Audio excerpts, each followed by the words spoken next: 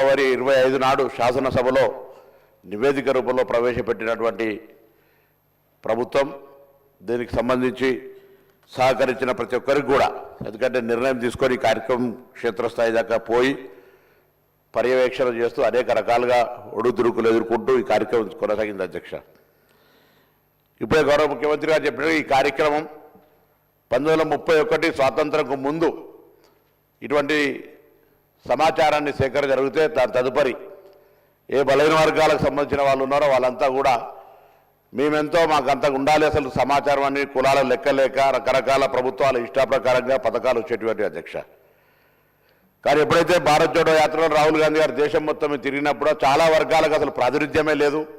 చాలా వర్గాలకు సంబంధించినటువంటి అవకాశాలు రావాలంటే ఎవరెంతో వారికి అంతా తెలవాలి, వారికి అంతా రావాల్సిందే అనేటువంటి నినాదం ఇచ్చి ఎన్నికల్లో చెప్పడం జరిగింది. అధ్యక్ష, మేము కూడా తెలంగాణ ప్రదేశ్ కాంగ్రెస్ తరఫున manifesto committee chairman Sridhar Babu గారి నాయకత్వంలో ఆ రోజు కామారెడ్డి డిక్లరేషన్ కమిటీ బీసీ డిక్లరేషన్కి సంబంధించి చైర్మన్గా ఉండి మేము బలహీన వర్గాలకు సంబంధించి స్పష్టంగా మేనిఫెస్టో, జనరల్ మేనిఫెస్టోతో పాటుగా మా మేనిఫెస్టోలో పెట్టడం జరిగింది.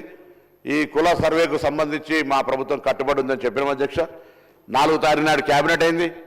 16 నాడు ఇదే సభలో అందరి గౌరవ సభ్యుల సహకారంతో ఈ యొక్క తీర్మానం చేసుకొని పార్లమెంట్ ఎన్నికల తర్వాత ప్రత్యేకమైనటువంటి కార్యక్రమాల ద్వారా ప్లానింగ్ డిపార్ట్మెంట్, తెలంగాణకు సంబంధించినటువంటి ప్లానింగ్ డిపార్ట్మెంట్ చీఫ్ సెక్రటరీ గారి ఆధ్వర్యంలో, సందీప్ సుల్తాన్ గారి ఆధ్వర్యంలో ఈ యొక్క కార్యక్రమాన్ని 1,00,000 పైన ప్రభుత్వ ఉద్యోగులను, బయటి వాళ్ళనో లేకపోతే ఇంకోవరికి సంబంధించిన సమాచారం కాక ఇది ఒక ప్రభుత్వ ఉద్యోగులను వాడుకొని సమాచారాన్ని సేకరించిన. అధ్యక్ష, నేను ఈ యొక్క సభలో ఇక్కడ ఉన్నటువంటి ఇంతకుముందు గౌరవ ముఖ్యమంత్రి గారు కోరినట్టుగా పెద్దలందరినీ కోరుతా ఉన్నా.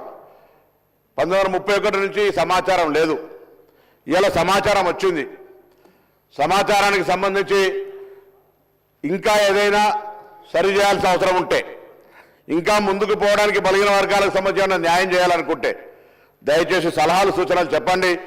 తెలంగాణ ప్రభుత్వ బలహీన వర్గాల శాఖ మంత్రిగా ప్రభుత్వం సంబంధించి వాటన్నిటినీ బలహీన వర్గాల సంక్షేమం కొరకు తీసుకొని పోతాం.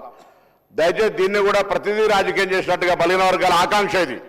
నేను ఇవాళ ఇక్కడి నుంచి ఈ వేదిక నుంచి కోరుతాను, తెలంగాణ బలహీన వర్గాల నాయకత్వం ప్రతి జిల్లాలో కూడా ఇవాళ ఒక స్వేచ్ఛగా భవిష్యత్తు కార్యక్రమాలను జరుపుకుంటామనేటువంటి ఒక ఆకాంక్ష వెలుబుచ్చాల్సిన అవసరం ఉంది. సంఘాలు కానీ మేధావులు కానీ ఇది గత కాలంగా చాలా కాలంగా డిమాండ్ చేస్తున్న వాళ్ళంతా ఇలా ఒక డిమాండ్ నెరవేరింది.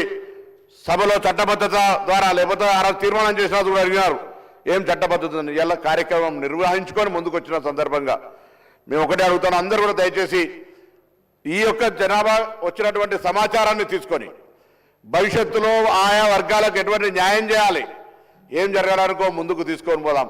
ఇవాళ చాలా మంది అంటారు ఇవాళ చాలా బలహీన వర్గాలకు సంబంధించి ఒక మంచి రోజు అంటారు. ఈ రోజు నుంచి ప్రారంభమైంది శకం భవిష్యత్తు వాళ్ళ అభ్యున్నతికి సంబంధించి.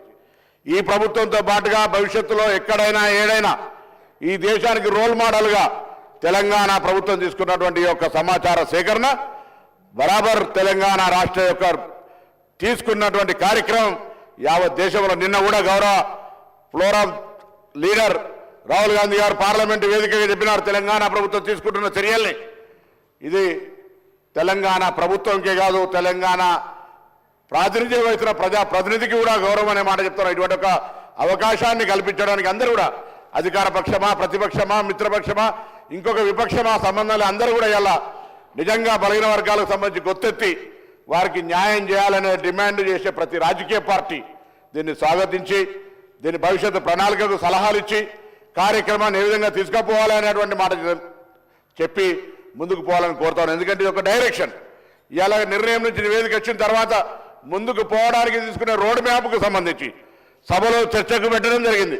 దీని ద్వారా రోడ్ మ్యాప్ నిర్ణయించినట్టయితే భవిష్యత్తులో అందరికీ ఒక మంచి మార్గదర్శనం దొరుకుతుంది.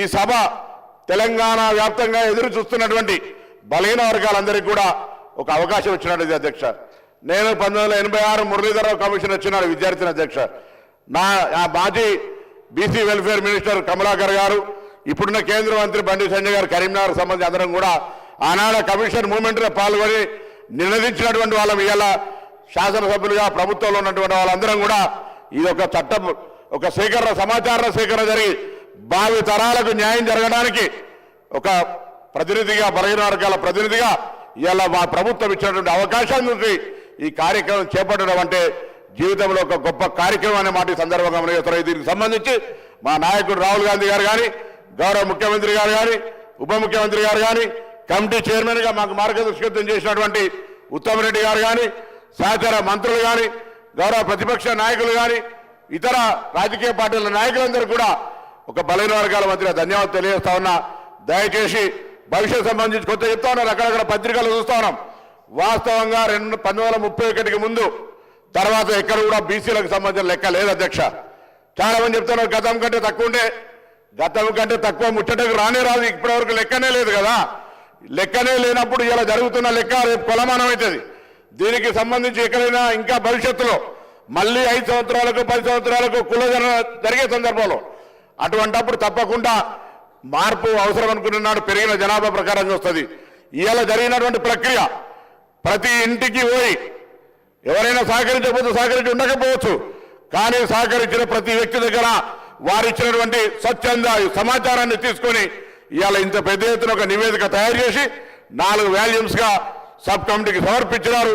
సబ్ కమిటీ కేబినెట్ అప్రూవ్ చేసుకొని ఇవాళ సభ్యుల ముందు చూస్తారు. ఇంత పారదర్శకంగా న్యాయబద్ధంగా బలహీన వర్గాలకు న్యాయం చేయాలనే చిత్తశుద్ధి కాంగ్రెస్ పార్టీలో ఉంది కాబట్టి కార్యక్రమం తీసుకోబోతున్నాం అధ్యక్ష.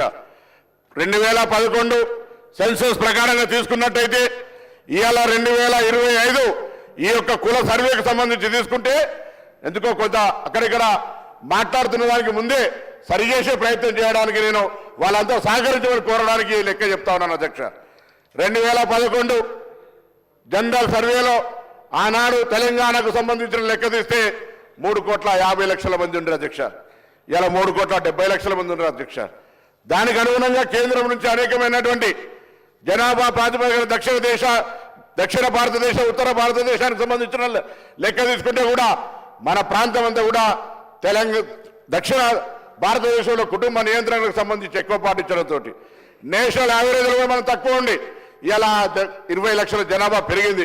ఇంకా రాను తరుగుతున్న కొద్ది ఇంకా తక్కువైనటువంటి పరిస్థితి కుటుంబ నియంత్రణలో అవేర్నెస్ దక్షిణ భారతదేశంలో ఉన్నటువంటి విధానాల వల్ల ప్రక్రియ జరుగుతోంది అధ్యక్ష. తప్పకుండా ఇలా తప్పుడు లెక్క చెప్పే అవసరమే లేదు. ఇంత చిత్తశుద్ధిగా దాదాపు 160 కోట్ల రూపాయలు ఖర్చు పెట్టి 1,00,000 మంది ఉద్యోగులను ఉపయోగించుకొని మొత్తం ప్రభుత్వం 100% ఒక సచ్చీలతతోటి మంచి మనసుతోటి కాంగ్రెస్ పార్టీ విధానాన్ని తీసుకొని పోయింది అధ్యక్ష. నేను మళ్ళీ కోరుతా ఉన్నా, ఏదైనా అంశం ఉంటే తప్పకుండా మంచి సలహా ఇవ్వండి. డెఫినెట్లీ దాన్ని సానుకూలంగా తీసుకుపోయేటువంటి బాధ్యత తప్పకుండా బలహీన వర్గాలకు నిజంగా న్యాయం జరగాలని అనుకుంటే బలహీన వర్గాల వారికి ప్రభుత్వం భవిష్యత్తు కార్యక్రమం మంచి కార్యాచరణ తీసుకొని పోవాలనుకుంటే అన్ని రకాల సలహాలను స్వీకరించడానికి సిద్ధంగా ఉన్నాం.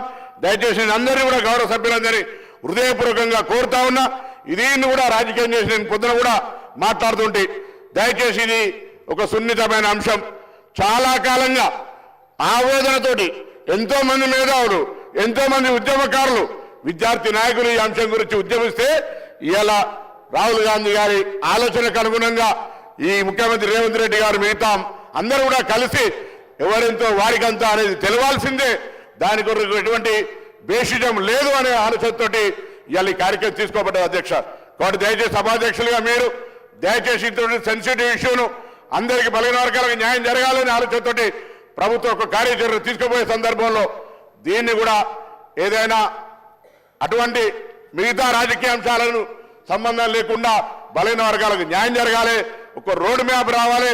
రాబోయే కాలంలో సాంకేతికంగా ఎటువంటి పథకాలు వీళ్ళకి అందించాలి, ఏం చేద్దామనే దాని కొరకు ఆలోచన చేయాలని సందర్భంగా కోరుతూ మీ ద్వారా గౌరవ సభ్యులందరికీ ఈ కార్యక్రమం నిర్వహించిన ప్రతి ఒక్కరు కూడా మరొకసారి, ఎందుకంటే ఒక ఉద్యమ బిడ్డగా ఈ బలహీన వర్గాలకు సంబంధించినటువంటి నినాదంతో బలహీన వర్గాలకు న్యాయం జరగాలనే ఆకాంక్ష నెరవేరుతున్నప్పుడు దానికంటే మించిన సంతోషం ఇంకోటి ఉన్నది అధ్యక్ష.